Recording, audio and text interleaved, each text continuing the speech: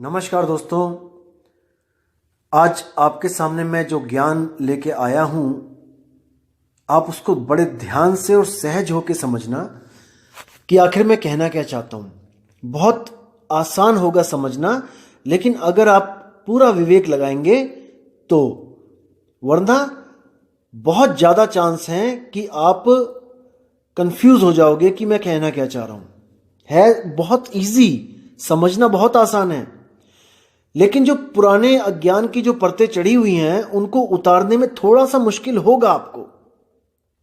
लेकिन अगर आप पूरा विवेक लगाओगे, पूर्ण विवेक के द्वारा समझोगे तो बात जरा सी होगी, उसको बड़े आराम से समझ सकते हो आप। तो दोस्तों, आज जो आपको ज्ञान मैं बताने आया हूं वो है गीता का ज्ञान। क्योंकि देखो, कई भगत लोग, अब मेरे भाई मुझे मेल करते हैं, मैसेज करते हैं कि गीता में इतने श्लोक में ये लिखा है, गीता में उतने श्लोक में ये लिखा है, इस मंत्र का जाप कर लो, उसका जाप कर लो, ओम तत्सत कर लो। दोस्तों, बहुत कुछ लिखा होता है हर ग्रंथ में, लेकिन आपने दूध और पानी का निबेड़ा करना होता है। हर चीज हर ग्रंथ में भी सही नहीं लिखी होती है। कहने का मतलब वो होती है, लेकिन अलग अलग विद्यार्थियों के लिए अलग अलग ज्ञान होता है। दोस्तों, इसको थोड़ा सा विवेक लगाओगे तो सब समझ में आ जाएगा। ऐसा नहीं है कि नहीं समझ में आएगा। जैसे आपको मैंने बताया कि पवित्र ज्ञान और मूल ज्ञान दोनों अलग अलग ज्ञान हैं। ये ज्ञान देने के वक्त पहले शिष्य को परखा जाता है कि वो उस काबिल है जो उसको ज्ञान दिया जाए। अगर शिष्य विवेकी नहीं है तो दोस्तों उसको मूल ज्ञान नहीं समझ में आएगा। आप बता भी दोगे तब भी उसके सिर के ऊपर से जाएंगी बातें, और उसका विश्वास पक्का नहीं हो पाएगा, क्योंकि वो अपने अंदर से उस विवेक को पैदा नहीं कर पा रहा है, जिसके कारण उसको विश्वास होगा, पूर्ण विश्वास होगा। और बिना पूर्ण विश्वास के वो चीज प्रकट हो ही नहीं सकती। इसीलिए साहिब ने कहा है कि मोको कहां ढूंढे रे बंदे, मैं तो तेरे पास में, खोजी होए तुरंत मिल जाऊं एक पल की तलाश में। कहे कबीर सुनो भाई साधो, मैं तो हूं विश्वास में। अब ये जो विश्वास है दोस्तों, ये आपको कोई दे नहीं सकता कि आपने झोली फैलाई कि गुरुजी मुझे विश्वास दे दो और गुरुजी उसमें विश्वास डाल दे। नहीं दोस्तों, ये विश्वास अंदर से पैदा होता है, अंदर से। ये विवेक के द्वारा पैदा होता है। जब आप विवेक करते हो किसी भी चीज पे, तब आपको अंदर से जो शक्ति मिलती है उसको विश्वास कहते हैं, जो आपको विश्वास करने पे मजबूर कर देती है। तब आप पूर्ण विश्वास में आ जाते हो, और फिर आपको अगर कोई उस विश्वास से हटाना भी चाहे दोस्तों, वो हटा नहीं सकता आपको, क्योंकि वो विश्वास आपको अंदर अंतर आत्मा से आया है। वो आपको किसी ने दिया नहीं है, वो आपका विश्वास अंदर से पैदा हुआ है। तो जिन भाइयों का विश्वास इस चीज में लग चुका है कि गीता के इस अध्याय के इस श्लोक में लिखा है कि मेरा एक ओम मंत्र है और उसकी साधना करने से मैं ऐसे सुख देता हूं, ऐसे हो जाता है, वैसे हो जाता है, या जो ओम तत्सत मंत्र है गीता के इतने अध्याय के इतने श्लोक में, उसको करने का आदेश हुआ है परमात्मा का। नहीं मेरे भाई, नहीं। परमात्मा को जो आदेश हुआ है वो इतना पीछे नहीं है कि 13वें 14वें 15वें अध्याय में होगा। परमात्मा का आदेश बिल्कुल पहले आ चुका है। पहले अध्याय में आप देखेंगे तो उसमें धृतराष्ट्र को सारा कुछ बताया जा रहा है कि कैसे कैसे युद्ध हो रहा है, कौन कौन सामने खड़ा है, आमने सामने खड़ा है। और अर्जुन ने तीर कमान नीचे रख दिया है, कह रहा है मैं नहीं लड़ूंगा। दोस्तों ध्यान देना, पहले अध्याय में ये नॉर्मल बातें हुई और अध्याय कंप्लीट हो गया। अब इसके बाद जो दूसरा अध्याय आता है उसमें कृष्ण ने अर्जुन को पूरा ज्ञान, जो स्पष्ट ज्ञान है, जो मूल ज्ञान है, वो देने के लिए पूरा जोर लगा दिया, पूरा जोर लगाया उसने। और ये ज्ञान केवल परमात्मा के द्वारा बोला गया है। ये परमात्मा की दया हुई है तो कृष्ण जी के मुंह से ये ज्ञान निकला है, और बिल्कुल शुरू में निकला है। ये बाद में नहीं निकला, ये बिल्कुल शुरू में निकला है। कैसे? जैसे धर्मदास को कबीर साहब ने बताया, बिल्कुल शुरू में मूल ज्ञान समझाया, लेकिन मूल ज्ञान उसको 100 बार समझाया, 100 बार, फिर भी धर्मदास की बुद्धि उसको कैच नहीं कर पाई। इतना मूल ज्ञान था वो कि धर्मदास उसको समझ ही नहीं पाया कि कबीर साहब बोल क्या रहे हैं। इसलिए धर्मदास जब ये नहीं समझ पाया तो कबीर साहब ने एक पवित्र ज्ञान की रचना करी। उन्होंने एक कहानी का रूप देकर उस मूल ज्ञान को लिपिबद्ध करवाया, एक छोटी सी कहानी का रूप देकर, जिससे धर्मदास, जिसकी थोड़ी मोटी बुद्धि थी, जो पूरा विवेकी नहीं था, क्योंकि मैंने बताया आपको वो पत्थरों की पूजा करता था उस वक्त। अब आप खुद समझ सकते हैं, जो इंसान पत्थरों को भगवान मान के बैठ गया है उसका लेवल ऑफ विवेक कितना होगा। आज आप अपने आप को ज्ञानी समझते हो, आप समझते हो कि हाँ हम पत्थर पूजा नहीं करते हैं, वो पत्थरों में जान नहीं होती है, पत्थरों में भगवान नहीं होता। सोचो कि आप से भी लेवल डाउन था धर्मदास का उस वक्त। अभी आप लोग आत्मज्ञान की बात इतने 1 महीने से सुन रहे हो, तब भी आधे लोग अभी भी नहीं समझ पा रहे हैं। अभी भी कह रहे हैं सार शब्द क्या है, वो नाम मंत्र में है कि तंत्र में है कि वो बोलने में है कि नहीं है। सोचो 1 महीना हो गया मुझे बताते हुए आपको, अभी भी कुछ भाइयों का लेवल नहीं ऊपर उठ पा रहा है। और जबकि वो लोग इतना जानते हैं कि पत्थरों की पूजा नहीं करनी है, इतना लेवल तो उनका विवेक बुद्धि है, लेकिन इससे ऊपर नहीं उठ पा रहा है। तो सोचो विवेक जो धर्मदास जी के पास था वो कितना लेवल डाउन का था।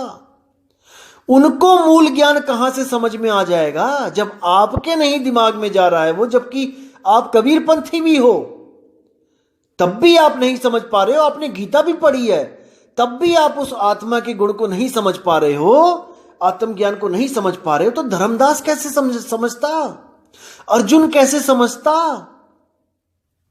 तो अर्जुन को भी बिल्कुल शुरू में सबसे पहले मूल ज्ञान दिया गया कि अर्जुन आत्मा के बारे में सुन कि आत्मा कैसी होती है, क्या होती है।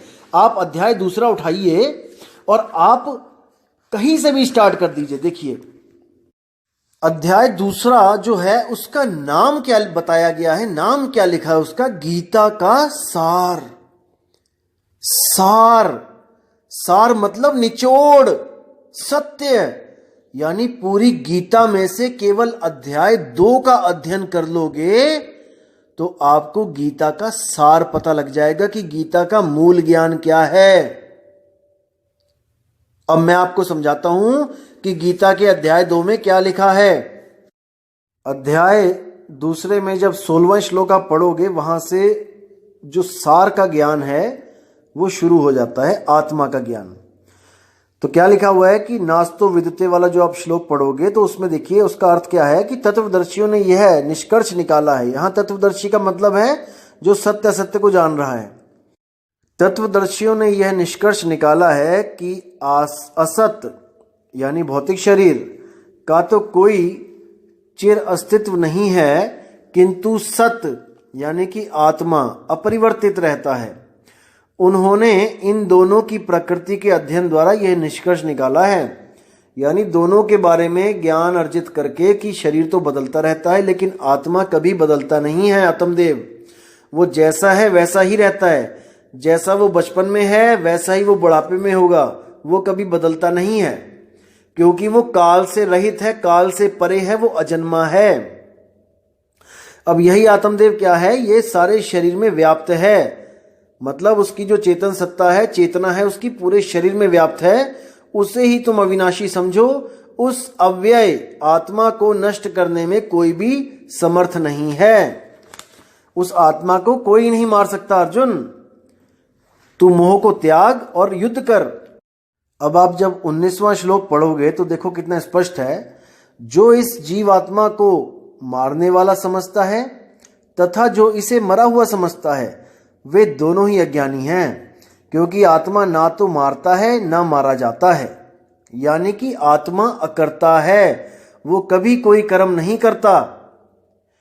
जितने भी कर्म हो रहे हैं ये सब प्रकृति के द्वारा हो रहे हैं, 3 गुणों के द्वारा हो रहे हैं। आत्मा से केवल शक्ति ली जा रही है। मन और तन दोनों का जो है कर्ता धर्ता आत्मा बना हुआ है, आत्मदेव बना हुआ है, और मन और तन दोनों ही आत्मा से शक्ति लेके अपना काम कर रहे हैं। तो आगे 20वें श्लोक में क्या लिखा है कि आत्मा के लिए किसी भी काल में ना तो जन्म है ना मृत्यु है। वह ना तो कभी जन्मा है ना जन्म लेता है और ना जन्म लेगा। वह अजन्मा है, नित्य है, शाश्वत है, पुरातन है। शरीर के मारे जाने पर भी वह मारा नहीं जाता। यह है आत्मा के गुण। ये सार बताया जा रहा है अर्जुन को, लेकिन अर्जुन इन बातों को नहीं समझ पा रहा है क्योंकि उसका विवेक इतना नहीं है। वो एक आम जीव है, आम एक राजा है। वो कोई साधु महात्मा नहीं है जो इन बातों को वो समझेगा। आपने हमने 20-20 साल लगा दिए हैं संत मत में, इसलिए आज हम आत्मा को समझने की कोशिश कर रहे हैं। लेकिन एक आम आदमी आत्मा के गुणों को नहीं समझ सकता भाई। किसी राजा को उठा के, जैसे अब कोई प्रधानमंत्री कोई मुख्यमंत्री है जो पूरा पॉलिटिक्स में रमा हुआ है, आप उसको जाके आत्मा का ज्ञान देने लगोगे, वो सो जाएगा, बोर हो जाएगा। वो कहेगा अरे क्या सुना रहा है भाई कहानी, हमें नहीं चाहिए आत्मा वात्मा, क्योंकि उसका उसमें कोई दिलचस्पी नहीं है, उसके लिए बोरिंग सब्जेक्ट है ये। इसीलिए कृष्ण जी ने कहा था कि कुछ लोग आत्मा के बारे में सुनते हैं, कुछ लोग आत्मा के बारे में पढ़ते हैं, कुछ लोग आत्मा के बारे में जानने की कोशिश करते हैं, लेकिन फिर भी वो लोग आत्मा को समझ नहीं पाते। समझो इस बातों को। तो अर्जुन भी उनमें से एक है जो आत्मा को जान ही नहीं पाया, वरना अध्याय यहीं पे खत्म हो जाते, आगे बढ़ने की जरूरत ही नहीं थी। अगर वो इस चीज को समझ जाता कि आत्मा अजन्मा है, आत्मा किसी को मार नहीं सकता, आत्मा को कोई मार नहीं सकता, उसी वक्त धनुष उठा के लड़ने लग जाता, आगे के अध्याय खत्म हो जाते, कुछ होता ही नहीं आगे। अगर इतने में समझ जाता, आगे जाके ओमकार भी नहीं बताना पड़ता अर्जुन को कि ओम का जाप कर, और ना ही ओम तत्सत के बारे में बताना पड़ता। अगर अर्जुन यहीं पे समझ जाता उस आत्मा के बारे में, तो अगर धर्मदास जी भी उस समय समझ जाते आत्मा के ज्ञान को, तो अनुराग सागर और कबीर सागर भी ना बनता। लेकिन धर्मदास नहीं समझ पाया, इसलिए उनको इस ग्रंथ की रचना करनी पड़ी। धर्मदास को समझाने के लिए बताना पड़ा ऐसे ऐसे ऐसे। लेकिन धर्मदास पूरा का पूरा साहिब पे निर्भर था, उसने सरेंडर कर दिया था, इसलिए साहिब ने उसको शब्द बख्श दिया, उसको निज रूप बख्श दिया। लेकिन सृष्टि रचना धर्मदास 100 बार बताने पे भी नहीं समझ पाया था, 100 बार में भी नहीं समझ पाया था।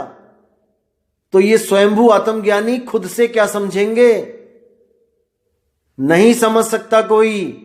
इसका भेद केवल उसके पास है जो परम विवेकी है, जिस पर स्वयं सतगुरु कबीर साहब की दया है।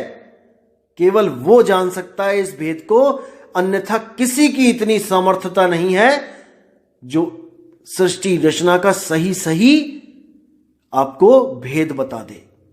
कोई नहीं बता सकता। गुरु ग्रंथ साहब में आता है, पिता का जन्म क्या जाने पूत। अरे पुत्र क्या जानेगा कि पिता कैसे पैदा हुआ, कहां पैदा हुआ, कब पैदा हुआ? नहीं जान सकता।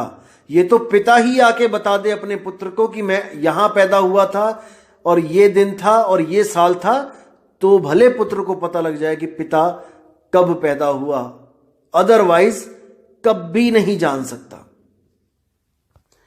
अब 22वें श्लोक में जो लिखा है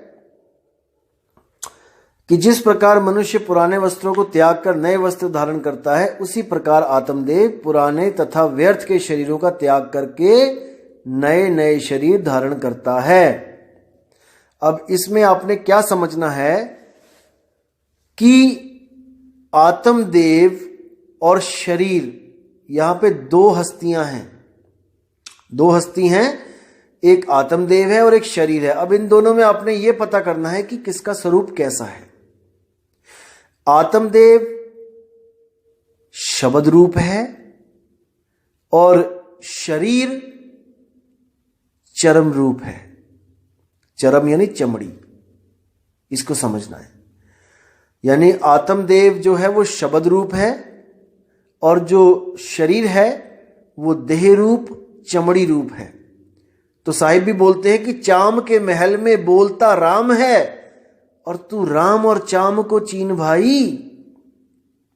कि चमड़ी में, चमड़ी के शरीर में जो बोलता राम है उसको पकड़ो, उसको समझो।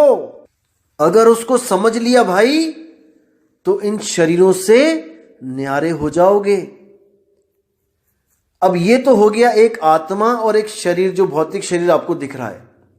अब इस भौतिक शरीर के अंदर भी कई शरीर हैं। दुविधा यहां पे है।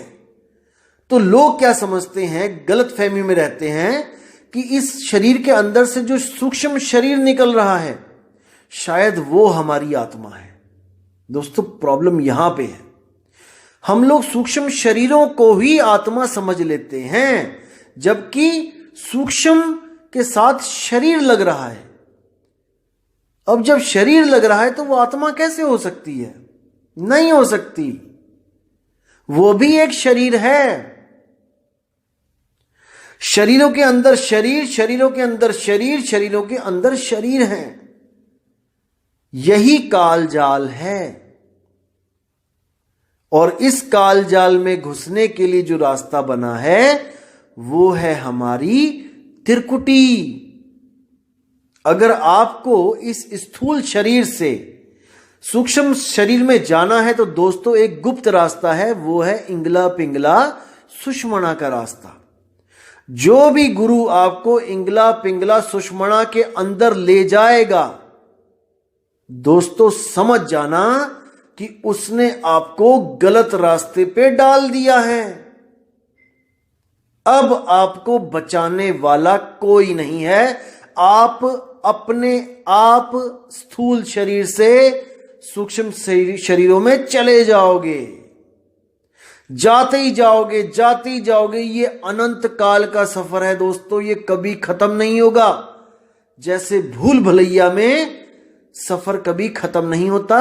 एक पॉइंट जाता है, थोड़ी देर बाद वही पॉइंट घूम के आ जाता है, फिर इधर से घूम के आते हो, फिर वहीं पहुंच जाते हो। दोस्तों इसी तरह ये जो काल का जाल है ये त्रिकुटी से ही शुरू होता है। जो भी त्रिकुटी में चला गया वो जिंदगी भर नहीं निकल सकता। इसलिए कबीर साहब ने सीधे इसका काम ही खत्म कर दिया, सहज साधना बता के। आंख न मूंदो, कान न रूंदो, तनिक कष्ट मत धारो। साहिब कहते हैं कि आंख बंद करने की जरूरत नहीं है, त्रिकुटी में जाने की जरूरत नहीं है, बिल्कुल नहीं है। केवल उन लोगों के लिए जो आत्मज्ञान को समझ गए हैं, जो आत्मज्ञान को प्राप्त करना चाहते हैं, उनके लिए। और जो लोग आत्मज्ञान को समझ ही नहीं पा रहे हैं, घड़ा पक ही नहीं रहा है, घड़ा कच्चा है, उसमें पानी नहीं डाला जाता। तो जो लोग आत्मज्ञान को नहीं समझ पा रहे हैं, नहीं समझ पाए, उन लोगों को कबीर साहब ने कई बार उन शब्दों के साथ जोड़ दिया जिनसे मुक्ति तो नहीं हो पाएगी, लेकिन उनको 84 लाख जूनों में भी नहीं जाना पड़ेगा।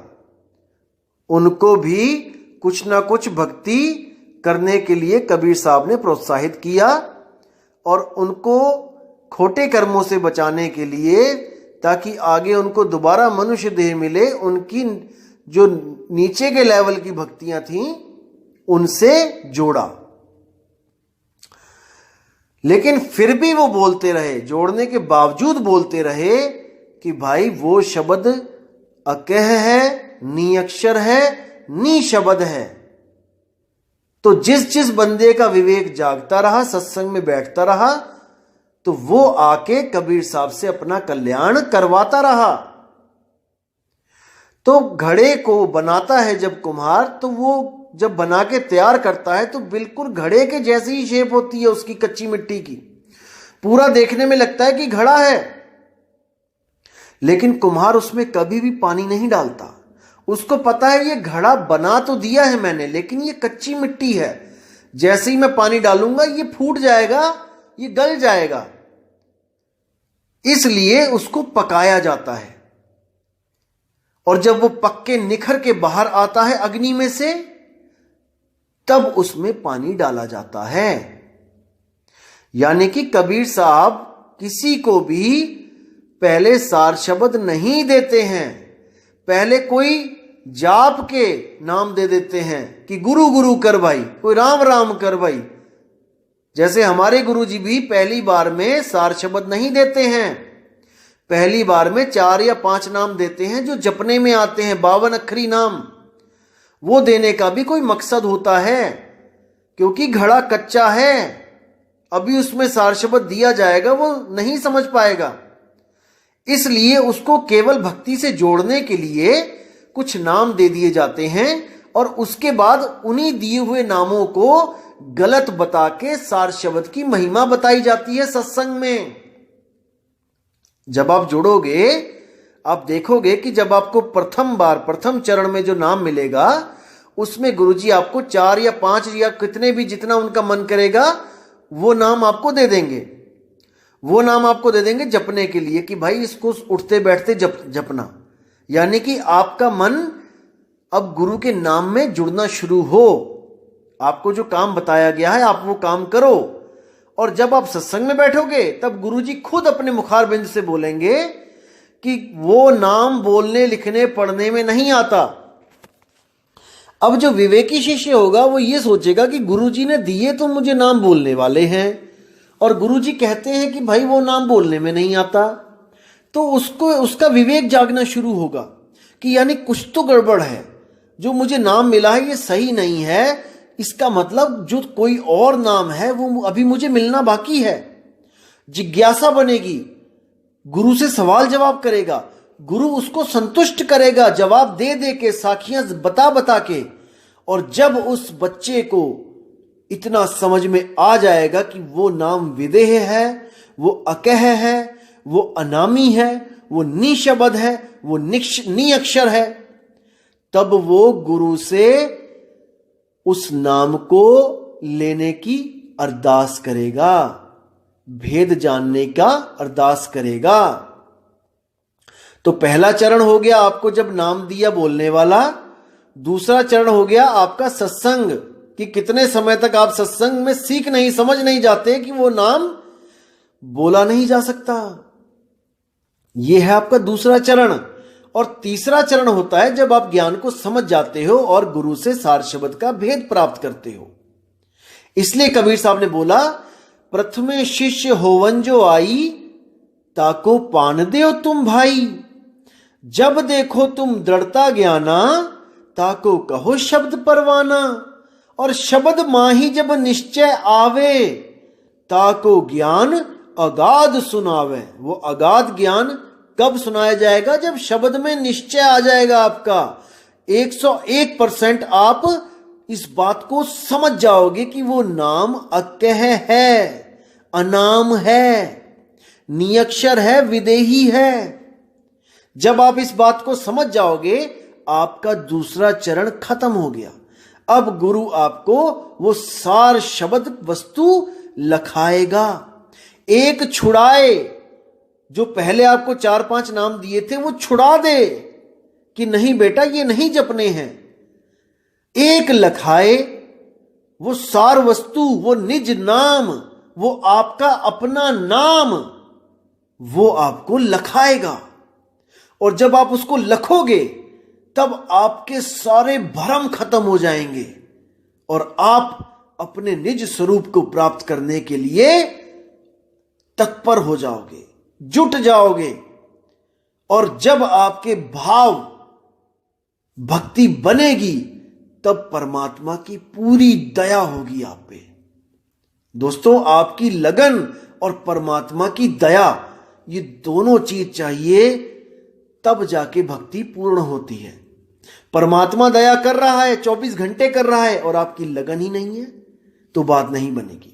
आपकी लगन लगी हुई है लेकिन परमात्मा आप पर दया नहीं कर रहा है, तब भी बात नहीं बनेगी। इसलिए अरदास भी करना है और भक्ति भी करनी है, दोनों चीज करनी पड़ेंगी। अरदास भी करनी है और अपना फर्ज भी निभाना है, भजन भक्ति भी करनी है और उससे मालिक से दया की भीख भी मांगनी है। और जैसे ही वो प्रकट हो गया दोस्तों, फिर आप ही आप हो, फिर दो नहीं रहे। तू करता तू भया, मुझ में रहा ना हूं, और आपा परखा मिट गया। जब मैंने आपको यानी अपने आप को परखा, आपा परखा मिट गया। क्या मिट गया? सब भरम मिट गया। जित देखूं तित तू, यानी अब मुझे घट घट में मेरा साइया नजर आने लगा। घट घट मेरा साइया, सुनी सेज न कोय, और बलहारी व घट की जिस घट प्रगट होए। हे मेरे परमात्मा, ऐसा कोई घट नहीं है जहां पे आप विराजमान नहीं हो।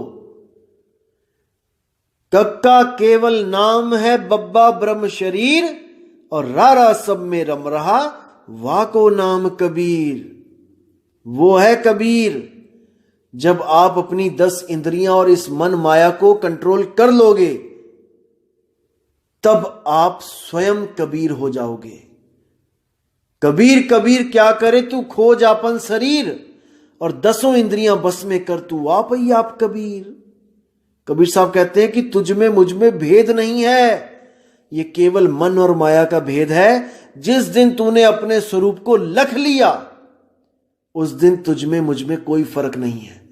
बस देह का फर्क होगा कि तू देह में है और मैं देह से न्यारा हूं।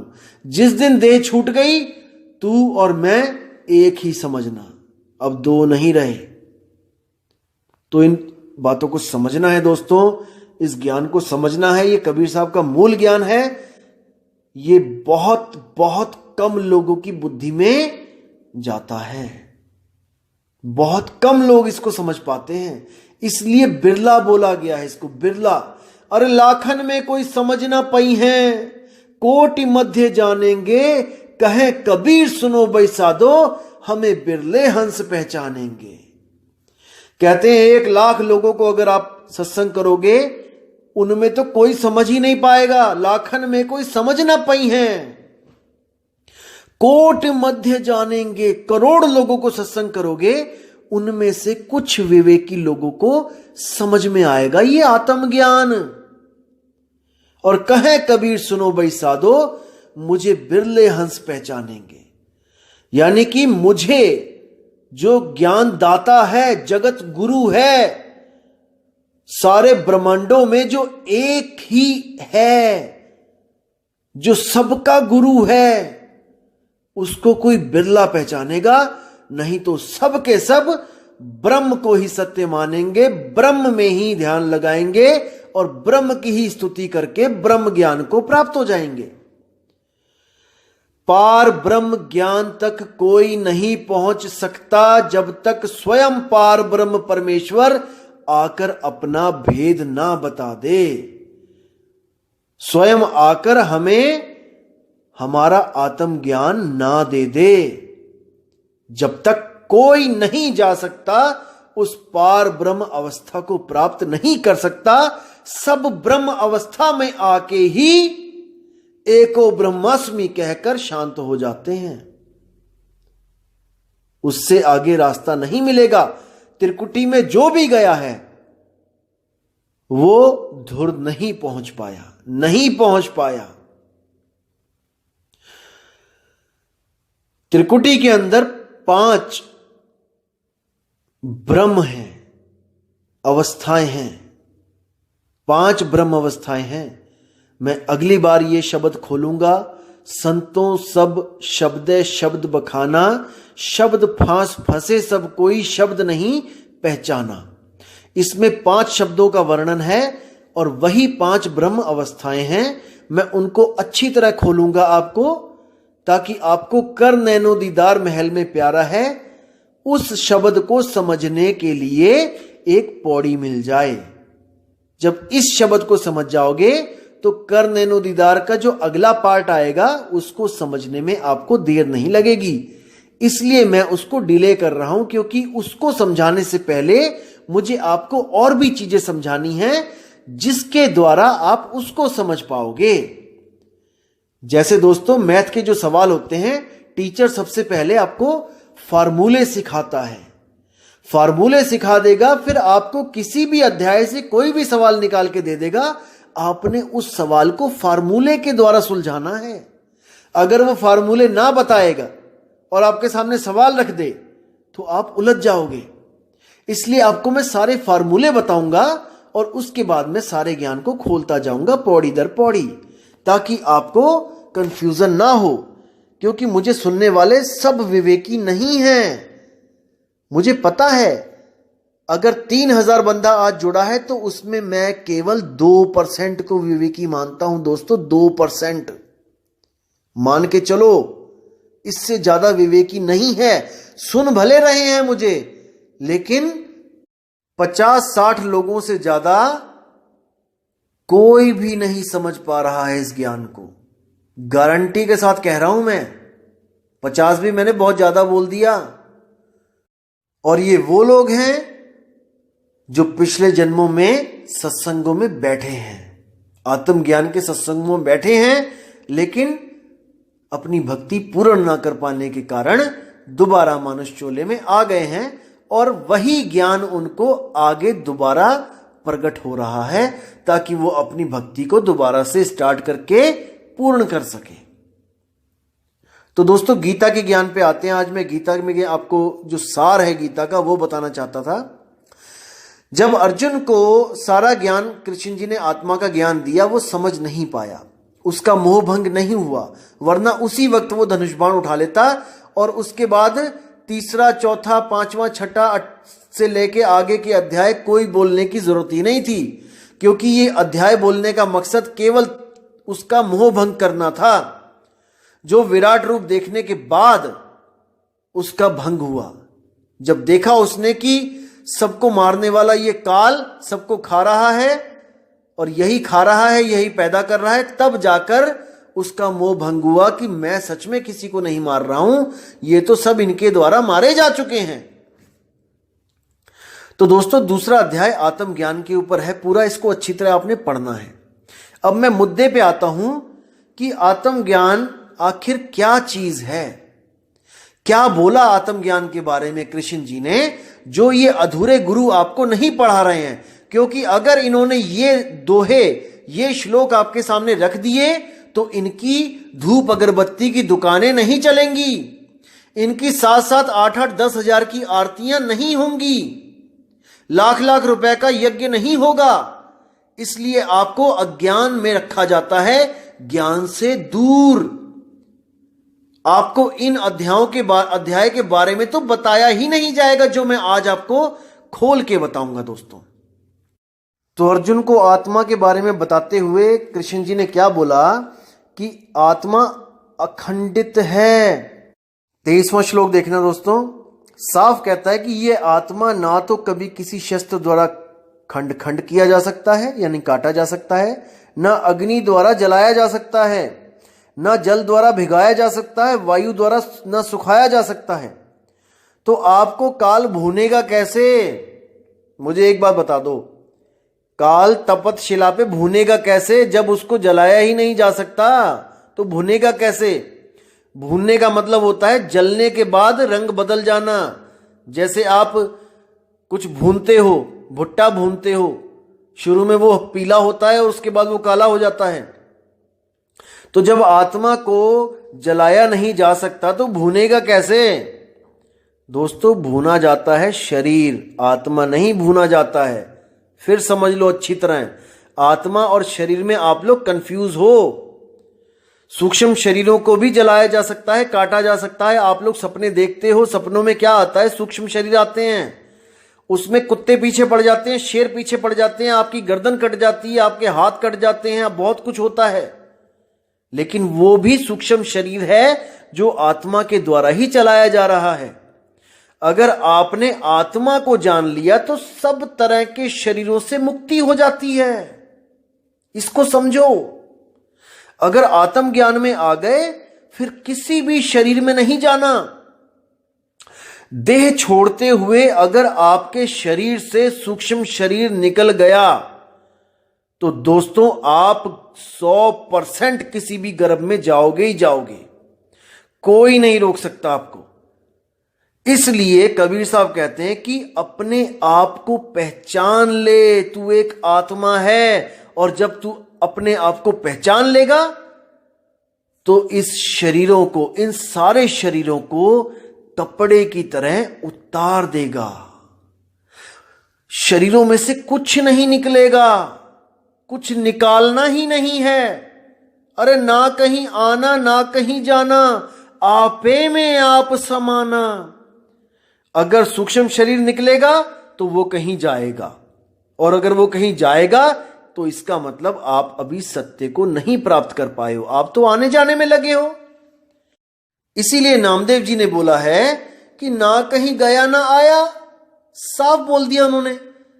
क्योंकि उन्हें घर बैठे, अपने घर बैठे बैठे आत्म स्वरूप मिल चुका था।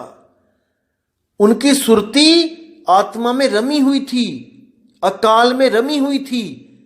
वो सब शरीरों से न्यारे हो चुके थे। तो इसी में जब अर्जुन को बताया गया कि आत्मा अखंडित है, अघुलनशील है, उसको ना तो कोई जला सकता है ना कोई उसको सुखा सकता है, बहुत कुछ बताया, लेकिन अर्जुन का मोह भंग नहीं हुआ। अब उसको लानतें भी दी गई कि तू अगर ऐसे नहीं लड़ेगा तो लोग कहेंगे कि ये तो कायर है, ये डर गया, ये बेकार है, ये कलंक है राजपूतों पे, क्षत्रियों पे, बहुत कुछ बोला। दोस्तों फिर भी उसका मोह भंग नहीं हुआ, फिर भी वो लगा रहा मेरे दादा है, मेरा चाचा है, मेरा मामा है। तब दोस्तों दूसरा अध्याय खत्म हो गया, यानी कि अब अर्जुन को सार नहीं समझ में आया, चैप्टर क्लोज। अब उन्होंने आगे भक्ति के बारे में बताया कि अगर आत्मा की भक्ति की जाए तो क्या होता है। और जो ज्ञान में पुरुष रहते हैं, ज्ञान अर्जित करने के लिए जो तत्पर रहते हैं, वो दो तरह के पुरुष होते हैं। तीसरे अध्याय का तीसरा श्लोक जब आप पढ़ोगे उसमें साफ लिखा है कि हे अर्जुन, मैं पहले ही बता चुका हूं कि आत्म साक्षात्कार का प्रयत्न करने वाले दो प्रकार के पुरुष होते हैं। कुछ इसे ज्ञान योग द्वारा समझने का प्रयत्न करते हैं तो कुछ भक्तिमय सेवा के द्वारा।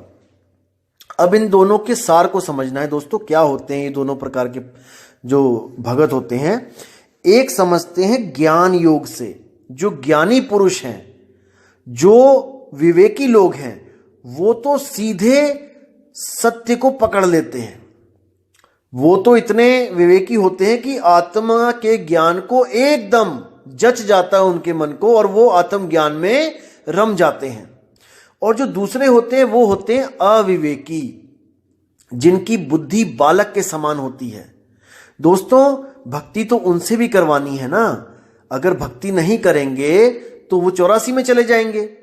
इसलिए उनको सार भक्ति नहीं बताई जाती है, उनको कोई छोटी मोटी भक्तियों में लगा दिया जाता है ताकि इनका मन वहां पे लगा रहे।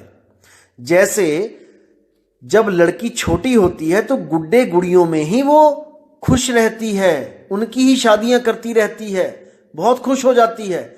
और जब वो बड़ी लड़की, जब उसकी शादी होती है और सच में उसके जिंदगी में कोई लड़का आ जाता है तो उसको कोई गुड्डे गुड़ियां दे खेलने को तो वो नहीं खेलेगी। अब उसके सपनों का राजकुमार उसको स्वयं मिल चुका है, अब वो गुड्डे गुड़िया में क्या खुशी ढूंढेगी। इसी तरह लेवल का फर्क होता है बुद्धि का। कुछ लोग ज्ञानी होते हैं जिनको केवल सार से मतलब होता है, और कुछ अज्ञानी होते हैं जो कुछ भी पकड़ाने पे कुछ भी पकड़ लेते हैं। कोई भी भक्ति दी जाए उसी में खुश हो जाते हैं, कोई पत्थर पुजवा दे तो उसी को भगवान मान लेते हैं। देख लो दुनिया कितनी कितनी पत्थरों को पूजने वाली पड़ी है, वो भी तो भक्ति कर रहे हैं ना, क्योंकि उनके गुरु ने उनको वो पकड़ा दिया है, पत्थर पकड़ा दिया है, तो वो पत्थरों को भगवान मान रहे हैं। सोचो, अगर आपको कोई कहे कि पत्थर की पूजा कर लो, आप कबीरपंथी हैं, इसमें 80 से 90% कबीरपंथी सुनते हैं मुझे, अगर मैं उन लोग को बोलूं कि भाई पाथर पूज लो, तो आप नहीं पूजोगे। क्यों? दुनिया तो पूज रही है। क्योंकि आपका विवेक का लेवल बढ़ चुका है मेरे भाइयों, इस बात को समझो। बच्चा जब स्कूल में एडमिशन लेता है तो सारी उम्र पहली क्लास में थोड़ी नहीं रहता है, वो आगे से आगे बढ़ता रहता है, विवेक बढ़ता रहता है, क्लासें बढ़ती रहती हैं। तो पहले 2 अध्यायों में गीता के दूसरा और तीसरा, इसी में सार है। अगर ये दोनों समझ लिए दोस्तों, आगे बढ़ने की जरूरत ही नहीं है, आगे का लेक्चर सुनने की जरूरत ही नहीं है। आगे का लेक्चर उसके लिए बनाया गया है जो इन दोनों में भी सार को नहीं पकड़ पाए। जब अर्जुन दोनों अध्यायों में भी नहीं समझ पाया तो अर्जुन को कहीं तो लगाना था ना। अर्जुन सबसे प्रिय था कृष्ण जी का, उसको 84 में थोड़ी नहीं ढकेलना था। इसलिए उसको आगे से आगे और लो लेवल का ज्ञान देते चले गए कि कुछ तो समझेगा ये। तो आगे जाके जब विराट रूप दिखाया, जब किसी ज्ञान को भी नहीं समझ पाया तो विराट रूप दिखाना पड़ा, विराट रूप दिखाया, तब जाके उसका मोह भंग हुआ। तो इसको समझो दोस्तों, अध्याय तीसरे में दोनों प्रकार के पुरुषों का जिक्र कर दिया गया है कि एक तो ज्ञानी पुरुष होते हैं, अज्ञानी पुरुष होते हैं। जो ज्ञानी पुरुष होते हैं वो क्या करते हैं, वो केवल और केवल आत्मा को जानते हैं, केवल आत्मा को। आप तीसरे अध्याय का 17वां श्लोक पढ़िए, क्या लिखा है। उससे पहले भी पढ़िए, 15, 14, 15 भी पढ़िए, कि उसमें नियत कर्मों के बारे में है कि वेदों में नियमित कर्मों का विधान है और ये वेद साक्षात श्री भगवान से प्रकट हुए हैं। फलता सर्वव्यापी ब्रह्म यज्ञ कर्मों में सदा स्थित रहता है। ये 15वां श्लोक है कि वेदों के द्वारा नियमित कर्मों को करो, जैसे वेदों में लिखा है उसको भी करो। क्योंकि इसमें दोनों तरह के पुरुषों का जिक्र है, तो ये भी बताया जा रहा है साथ में, क्योंकि दोनों ज्ञान रखे जाएंगे इसी अध्याय में। तो लेकिन ये हो गया नियमित कर्म, जो वेदों के द्वारा यज्ञ करो, जप करो, मंत्र करो, माला फेरो, जो मर्जी करो वेदों के द्वारा। और एक है आत्मज्ञान, वो है 17वां श्लोक। उसमें क्या है कि किंतु जो व्यक्ति आत्मा में ही आनंद लेता है तथा जिसका जीवन आत्म साक्षात्कार युक्त है और जो अपने में ही यानी कि आत्मा में ही पूर्णतया संतुष्ट रहता है, उसके लिए कुछ करणीय कर्तव्य नहीं होता। बिल्कुल स्पष्ट।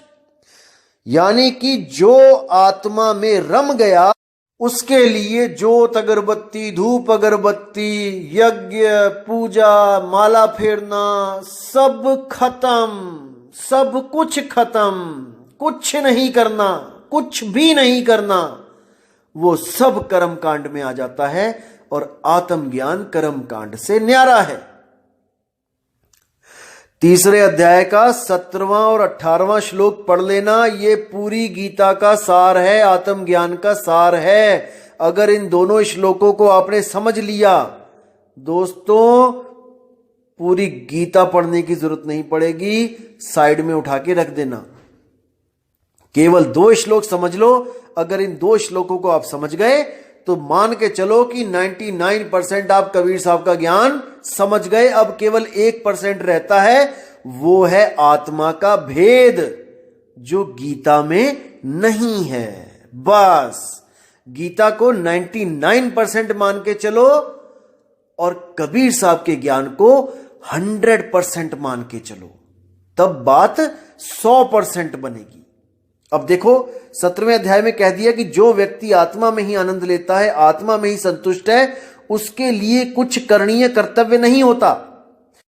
अब जो अगला श्लोक है 18वां, उस श्लोक का जो सार है वो क्या है, गुरु न चेला रहूं अकेला। यही इस श्लोक का सार है। देखिए क्या लिखा है कि स्वरूप सिद्ध व्यक्ति, जो स्वरूप सिद्ध है यानी जिसको आत्मज्ञान हो गया है, स्वरूप सिद्ध व्यक्ति के लिए ना तो अपने नियत कर्मों को करने की आवश्यकता रह जाती है।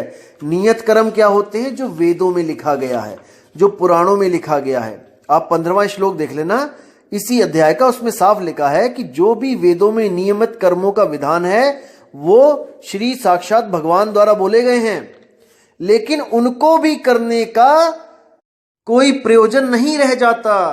वो कर्म भी करने जरूरी नहीं रह जाते, उनको भी त्याग दो।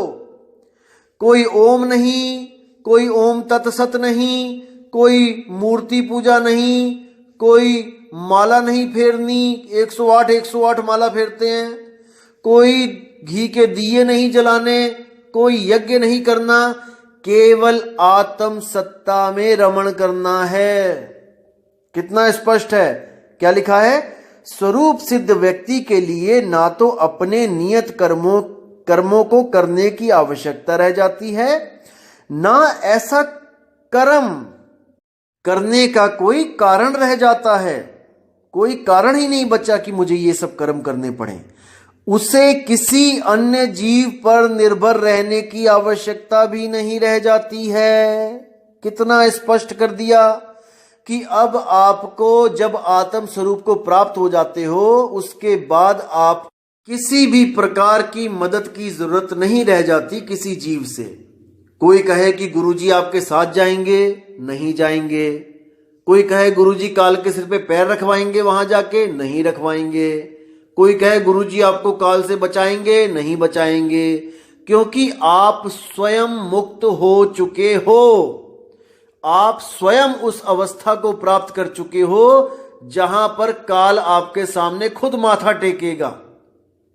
समझो इस बात को दोस्तों, आत्मज्ञानी के सामने काल नहीं टिक सकता। कबीर साहब कहते हैं, सत्य नाम पाए जो वीरा, संग रहूं मैं दास कबीरा। मतलब सत्य नाम का मतलब है सत्य स्वरूप। जो सत्य स्वरूप को पा गया वो स्वयं मैं ही बन जाता हूं, वो मैं ही हूं। इसीलिए संग रहूं मैं दास कबीरा। मैं ही जब वो हो गया तो काल आगे तो माथा तो टेकेगा ही। राम कबीरा एक बहे हैं, कोई ना सके पछाणी। आत्म स्वरूप में रमते ही आपका और परमात्मा का स्वरूप एक सा हो जाता है। अब काल ने कुछ नहीं करना, वो तो माथा टेक के कहेगा, मालिक आपको कौन, आपका क्या बिगाड़ूं मैं। जैसे आपने देखा था गडरिये ने जब शेर को पकड़ लिया तब तक ही डंडे मार रहा था जब तक उसका स्वरूप नहीं प्राप्त कर लिया था शेर ने अपना। जैसे ही शेर ने अपना स्वरूप प्राप्त किया, अपनी आवाज को बुलंद किया, वो गडरिया डर के मारे उसी शेर से भागा आगे आगे जिस शेर को डंडे मार रहा था। तो बात सारी स्वरूप की है मेरे भाई। स्वरूप को प्रकट करोगे, अपने स्वरूप को पाओगे तो अपने मन से विजय पाओगे। नहीं तो ये मन बहुत बहुत ज्यादा परेशान करने वाला है सबको, A to Z सबको। अभी नहीं समझ में आ रहा दोस्तों, जब कोई बीमारी लग जाएगी तब एक एक आदमी को समझ में आएगा कि इस शरीर को छोड़ने से पहले काश कोई मैंने पक्का घर ढूंढ लिया होता जहां मुझे ठिकाना मिलता। इसलिए विवेक करो, विचार करो, अभी समय है मेरे भाइयों, अभी समय है। तो जब यहां पर भी उसका मोह भंग नहीं हुआ और देखा कृष्ण जी ने कि भाई ये तो मेरे बताने से कुछ समझ ही नहीं रहा है। क्योंकि कई बार क्या होता है, हम लोग समझते हैं कि घर का जोगी जोगड़ा, बाहर का जोगी सिद्ध। घर का बंदा कुछ बताए आपको ज्ञान की बात तो आप कहते हो अरे चल तू क्या बताएगा मुझे। और वही बात जब कोई बाहर से कोई चोला पहन के आ जाता है, बाबा बताता है, तो ऐसा लगता है आहा हा, बाबा जी ने क्या ज्ञान दिया है, अमृत ही घोल दिया कानों में। तो जब अर्जुन को देखा कि भाई ये मेरी बात नहीं मान रहा है, शायद मुझे अपना मित्र ही समझ रहा है, इसलिए तो चौथे अध्याय में, तीसरे के बाद जो चौथा अध्याय आता है उसमें उसको अर्जुन को बोला कि तू ऐसा कर भाई कि किसी गुरु के पास चला जा। मैं तो तेरा मोह भंग नहीं कर पा रहा हूं, लेकिन किसी गुरु के पास जाकर ये ज्ञान समझना, इसी ज्ञान को, आत्म ज्ञान को उस गुरु से समझना जिसने अपने स्वरूप को प्राप्त कर लिया हो। आप चौथे अध्याय का 34वां श्लोक देखोगे तो उसमें साफ लिखा है कि तुम गुरु के पास जाकर सत्य को जानने का प्रयास करो। सत्य क्या है? आत्मा ही सत्य है, बाकी सब कुछ असत्य है। आत्म ज्ञान बिना सब झूठा, क्या काबा क्या काशी, अरे जल में बीन प्यासी, मुहे देखत आवे हासी। तो कहते हैं उनसे विनीत होकर, यानी कि निम्न पद में आकर, उनको अपना गुरु मानकर और खुद उनके दासों के दास बनकर उनसे विनीत होकर जिज्ञासा करो, उनसे मांगो, सत्य को मांगो और उनकी सेवा करो। सेवा जरूरी है मेरे भाई, सेवा जरूरी है।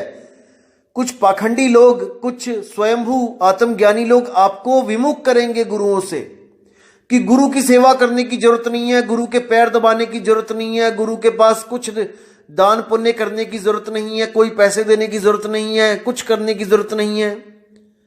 मेरे भाई, जब तक तुम सेवा नहीं करोगे गुरु की, तुम्हारा अहंकार खत्म नहीं हो सकता। कुछ लोग कहते हैं कि पैसे देने जरूरी हैं। दोस्तों, मैं मानता हूं कि पैसे की सेवा सबसे निचली सेवा है, निम्न सेवा है, क्योंकि ना तो आपका शरीर थका, ना ही आपका मन थका, बल्कि पैसा देकर आपका मन और चौड़ा हो गया कि मैंने पैसा दिया इतना, मेरा नाम लिखवा दिया जाए, पंखों पे मेरा नाम लिखा दिया जाए। दान देने की बात कर रहा हूं मैं। लोग दान देते कम है और अपना नाम ज्यादा करवा लेते हैं। अखबार में नाम छपवाएंगे, कम से कम 1200 रुपए लगेगा, और दोस्तों 500 रुपए का पंखा देके उसके तीनों पर पे नाम लिखवा लेंगे और आती जाती दुनिया उसको देखेगी। 500 में नाम छप गया। अखबार में छपवाना हो 1200 से कम नहीं लगते हैं। सस्ते में बढ़िया नाम प्रचार कर लिया अपने नाम का। दोस्तों, यही अहंकार है। जब आप तन की सेवा करते हैं तो तन थकता है, तो आपके कर्म कटते हैं। जो आपके तन को कर्म काटने के लिए परेशान होना था, आपने वही कर्म अपने काट लिए गुरु की सेवा करके, अपने तन को थका के। आपका मन, जो आपको पता नहीं कहां कहां पे छित्र पड़वाता गलत काम करके, अब आपने उस मन को गुरु के चरणों में लगा लिया। अब आपका मन एकाग्र होकर भक्ति करेगा, आप फालतू के चक्करों से बच जाओगे। और जो आपका धन, जो आप गलत जगह पे लगा देते, कोई शराबों में लगा देता, कोई कबाबों में लगा देता, कोई अलग अलग गलत जगहों पे जुए में लगा देता, अब वही धन अगर आपका गुरु की सेवा में जा रहा है, और गुरु अपने लिए नहीं लेगा, गुरु उसी धन के भंडारे कर देगा। गुरु उसी धन से आने वाली संगत के लिए कोई छत बना देगा, कोई पानी की व्यवस्था कर देगा, कोई भोजन भंडारा कर देगा। तो आपका वो धन गुरु की सेवा में भी लगा और आपको पुण्य भी प्राप्त हुआ। हालांकि पुण्य आपने ये सोच के नहीं गुरु को देना है कुछ भी, कि मुझे इसका रिवर्स चाहिए, मुझे इसका कुछ, इसके बदले मुझे कुछ चाहिए। नहीं, हमने वो अपनी एक हाथ से दिया श्रद्धा से, और दूसरे हाथ को खबर नहीं होनी चाहिए। किसी भी नाम के चक्कर में नहीं पड़ना है कि मेरा नाम हो। नहीं, नाम हो गया तो आपको बदला अभी मिल गया, उसका कर्म नहीं कटे आपके, वाहवाही मिल गई, बात खत्म है। लेकिन अगर आपने गुप्त तरीके से दिया है दोस्तों, तो आप जानते हो और परमात्मा जानता है, बस तीसरे को बताने की जरूरत नहीं है।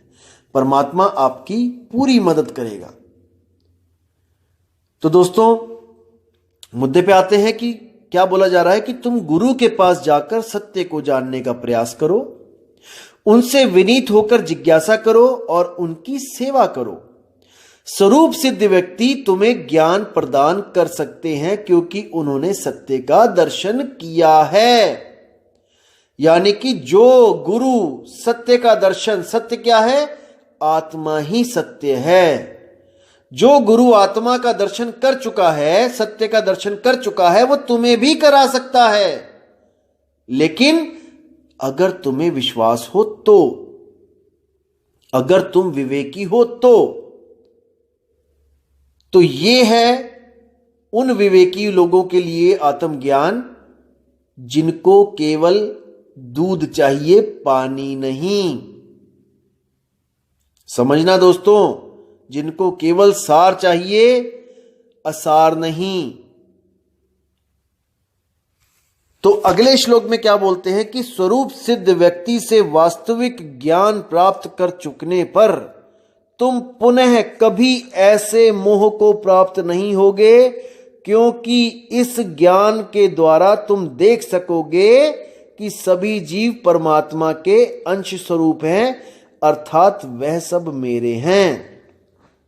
अब यहां पर भाव कुछ और है, कहा कुछ और जा रहा है। कोई बात नहीं, हम भाव को पकड़ेंगे कि जब आपको आत्मज्ञान हो जाएगा तब आप भ्रमित नहीं होगे कि कोई परमात्मा है जो किसी लोक में बैठा है। नहीं, आप देख सकोगे कि सभी जीव में आत्मा रमण कर रही है, सभी जीवों में आत्म तत्व है।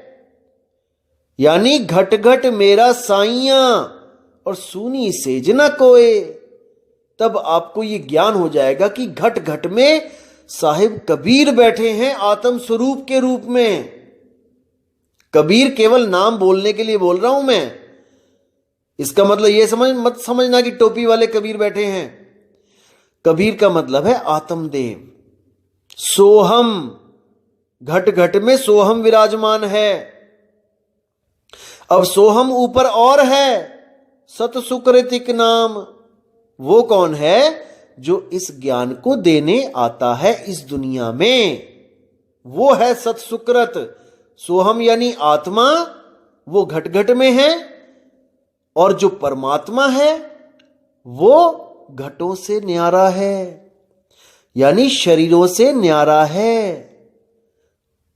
वो ज्ञान देने आता है कि तुम भी घट से न्यारे हो जाओ, इस शरीर से न्यारे हो जाओ, विदेही हो जाओ, देह को त्यागो, विदेही हो जाओ और मेरी अवस्था को प्राप्त कर लो। बिल्कुल सिंपल। तो ये मूल ज्ञान है, और जिन लोगों को यह ज्ञान नहीं समझ में आता उन लोगों को 84 से बचाने के लिए क्या ज्ञान दिया जाता है कि भाई ओम का जाप कर लो, ब्रह्म ज्ञान तक पहुंच जाओ, उसके बाद फिर आ जाना चोले में, या फिर तुम कोई माला फेरने लग जाओ, या फिर तुम नाक की कुंडली पे ध्यान करने लग जाओ, या फिर तुम माथे में ध्यान करने लग जाओ, त्रिकुटी पे ध्यान लगाना शुरू कर दो, ज्योति देख लो, अनहद नाद सुन लो कानों में उंगलियां डाल के, या फिर तुम श्वासों में उस श्वासों से जाप करना शुरू कर दो, सोहंग सोहंग सोहंग, ओम सोहंग ओम सोहंग, ओम सोहम सत्य कबीर, ओम सोहम सत्य कबीर, कुछ भी करने लग जाओ। तो कहने का मतलब यही है कि सार सार तो गही रहे थोथा दे उड़ाए। जो विवेकी होगा वो सार को ग्रहण करेगा, थोथा नहीं ग्रहण करेगा। लेकिन दुनिया में नजर मार के देखो, इतने लोग सार को ग्रहण नहीं कर रहे हैं जितना थोथा ग्रहण कर रहे हैं। लेकिन कुछ तो कर रहे हैं ना भाई, वो भी कुछ तो करवाया जाएगा। जैसे आपने एंट्रेंस एग्जाम दे दिया एमबीबीएस का, बच्चे देते हैं, बायो के स्टूडेंट्स देते हैं, तो भाई अगर 100 सीटें हैं तो 1000 बच्चा है एडमिशन लेने के लिए जो बैठा है, और एमबीबीएस की 100 सीटें हैं तो 100 को ही मिलेगा ना वो ज्ञान। 101 थोड़ी नहीं चले जाएंगे, उसमें सारे थोड़ी नहीं चले जाएंगे। लेकिन जो 100 के अलावा हैं वो भाई, उनको किसी को बीएएमएस मिल जाएगा, किसी को बीएचएमएस मिल जाएगा, किसी को बीयूएमएस मिल जाएगा, किसी को डेंटल मिल जाएगा। तो कहने का मतलब एमबीबीएस सबको नहीं मिलेगा, लेकिन कुछ ना कुछ तो करना है ना भाई, या कुछ भी नहीं करना है। इसी तरह जितना भी ज्ञान इसमें बोला गया है कि ओम तत्सत, यानी कि दूसरे और तीसरे अध्याय के बाद जो कुछ बोला गया है, कुछ भी बोला गया है, वो सब असार है। सार शुरू में बता दिया गया है दूसरे और तीसरे अध्याय में, इसी में से निचोड़ निकाल लो आत्मज्ञान चाहिए तो। नहीं तो उसके बाद जितना भी बताया गया है वो योग बताया गया है, ध्यान विधियां बताई गई हैं कि नाक की कुंडली पे ध्यान लगा लो, त्रिकुटी में ध्यान लगा लो, ओम का मंत्र जप लो, ओम तत्सत कर लो। वो सब असार है दोस्तों। अब आपने विवेक करना है कि सार पकड़ना है कि असार पकड़ना है, यह आपकी मर्जी है। सतगुरु ऐसा चाहिए जैसा सूप सुहाए, सार सार तो गही रहे और थोथा दे उड़ाए। अब आप देख लो कि आपने थोथा पकड़ना है या सार पकड़ना है। मैंने तो आपके सामने विवेक रख दिया है, अब आपकी मर्जी है, क्योंकि आपका जीव है। आप देखो कि अपने जीव को कहां भेजना है। जन्म मरण में भेजना है तो ओम तत्सत पे आ जाओ, और अगर सार को पकड़ना है, मोक्ष प्राप्त करना है, तो तीसरे अध्याय का 17वां और 18वां श्लोक अच्छी तरह कंठस्थ कर लो और अपने जीवन में उसको उतार लो। सिंपल सी बात है, सब कुछ आपके सामने है। तो दोस्तों, सत्संग कुछ ज्यादा लंबा हो गया है, तो मैं गीता का ज्ञान आपको पूरा बताऊंगा, क्योंकि कई लोग भ्रमित हो जाते हैं कि गीता में तो बहुत कुछ लिखा है। मैं गीता की एक एक श्लोक आपको बता सकता हूं कि क्या भाव है उसका। देखो दोस्तों, इन बातों को समझना पड़ेगा कि गीता क्या कहना चाह रही है। देखो, अक्षरों को पकड़ते हैं सब, भावों को नहीं पकड़ते। एक एक चीज आपको, एक एक श्लोक ऐसे क्लियर कर दूंगा जिसको समझ के 1% भी आपके दिमाग में दुविधा नहीं आएगी। दोस्तों, बिल्कुल क्लियर हो जाएगा। एक एक श्लोक, एक एक श्लोक ऐसा दिमाग में आपके फिट हो जाएगा कि आपको कोई भ्रमित नहीं कर पाएगा गीता का नाम लेके कि गीता में ये लिखा है, गीता में वो लिखा है। यकीन करना दोस्तों, इतना समर्थ है कि एक एक श्लोक ऐसे कंठस्थ करवा दूंगा उनके सार के साथ कि आपसे कोई ज्ञान चर्चा सपने में भी नहीं कर पाएगा। लेकिन मैं चाहता हूं कि आप केवल सत्य को पकड़ो, क्योंकि सार सार गहे रहो, थोथा दे उड़ाए। हमने थोथे में टाइम वेस्ट नहीं करना है, क्योंकि सांस हमारी एक एक कम हो रही है। इसलिए हमने जल्दी से जल्दी अपना कल्याण करवाना है, आत्मज्ञान में आ जाना है। दोस्तों, आत्मज्ञान से बड़ा कोई ज्ञान नहीं है, कोई ज्ञान नहीं है। इसको समझ जाओ, आत्मज्ञान ही निज नाम है। निज नाम यानी मेरा नाम, मेरा ज्ञान। मैं कौन हूं? मैं एक आत्मा हूं, लेकिन मैं मन और माया के चक्कर में भ्रमित हो गया हूं, इसलिए खुद को नहीं पहचान पा रहा हूं। लेकिन सतगुरु बड़े दयाल हैं, भेद दिया बतलाए, कोटि जन्म का पंथ था, पल में दिया पहुंचाए। ये ओम तत्सत युगो युगों से होता आ रहा है। ये ब्राह्मण लोग ओम तत्सत करते ही आ रहे हैं, लेकिन मोक्ष नहीं मिल रहा, मुक्ति नहीं मिल रही है। मुक्ति केवल और केवल आत्म ज्ञान से मिलेगी दोस्तों। तो दोस्तों, इसी के साथ मैं अब आपसे विदा लेता हूं और आपसे बहुत जल्दी मुलाकात होगी। और मुझे पूरी उम्मीद है कि आप इस ऑडियो से बहुत ज्यादा विवेकी हो जाओगे और गीता का सार क्या है वो भी समझ जाओगे। तो दोस्तों, बहुत जल्दी मिलेंगे आपसे। तब तक के लिए मुझे आज्ञा दीजिए और मालिक से मैं दुआ करूंगा कि आपके विवेक में इतनी बढ़ोतरी होए, इतनी बढ़ोतरी होए कि कोई आपके सामने टिक ना पाए। कौन? जो अपने आप को विवेकी समझते हैं और गीता और वेदों के प्रमाण ले लेके लोगों को भ्रमित करते हैं। आपके सामने टिक नहीं सकते अगर आप तीसरे अध्याय का 17वां और 18वां श्लोक खोल के उनको दिखा दो तो। और ये दिखाना आपने ही है दोस्तों, मैंने नहीं। मैंने तो दिखा दिया जो दिखाना था। अब काम आपका है कि सत्य को पकड़ना है कि असत्य को पकड़ना है। तो ठीक है दोस्तों, अब विदा चाहता हूं मैं।